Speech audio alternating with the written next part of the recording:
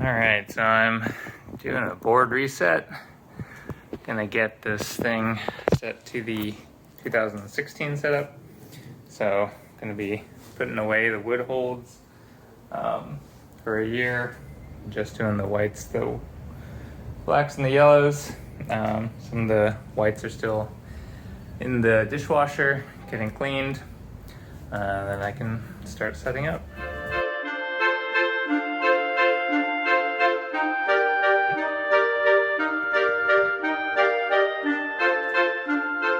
Alright, so I'm in the middle of setting up the new holds.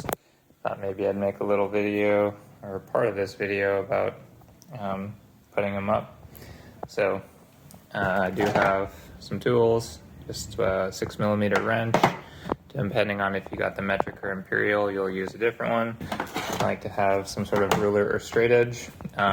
This is really useful for, like, let's say this hold is supposed to be northeast facing, so it has a little mark on there, and so if you line up kind of the bolt holes from like down there and up there, then you can basically line up that mark and make sure it's at that 45-degree angle.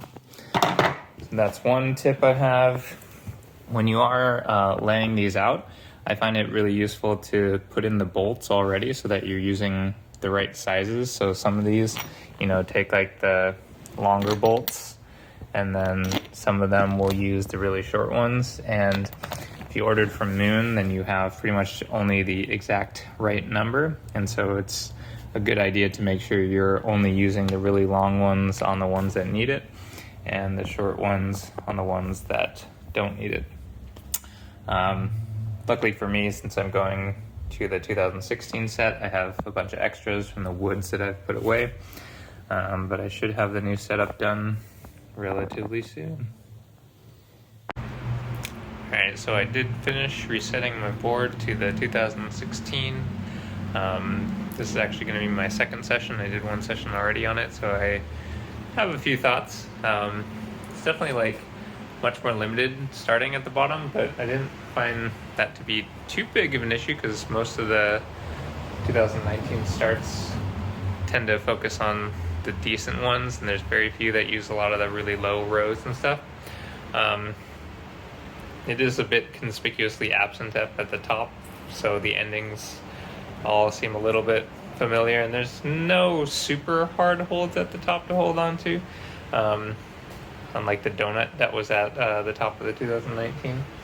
It's been really cool to actually use a lot of these white and black and yellow holds that didn't get used in the 2019 very much. I mean, like, some of them that are like super key on this one were like, I don't even know where that one was on the other set.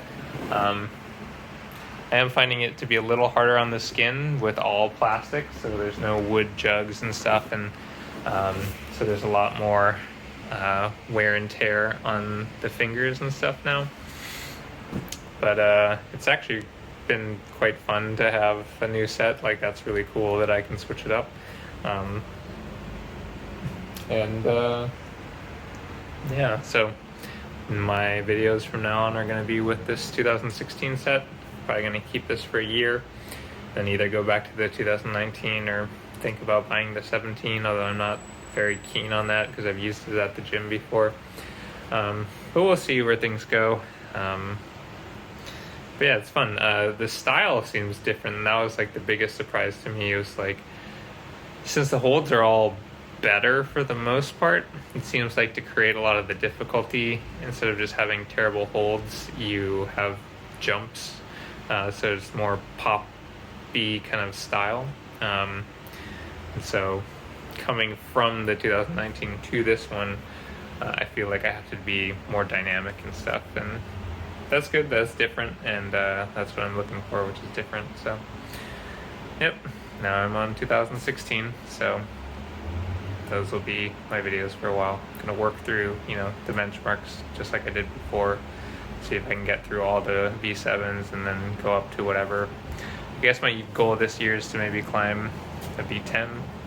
That'd be nice. Maybe try to finish the V7s and V8s. That would be cool. I don't know. We'll see. I'm not even sure. Like, there's certain ones here that I don't even want to hold on to, like the monos and stuff. So it'll be a brand new experience.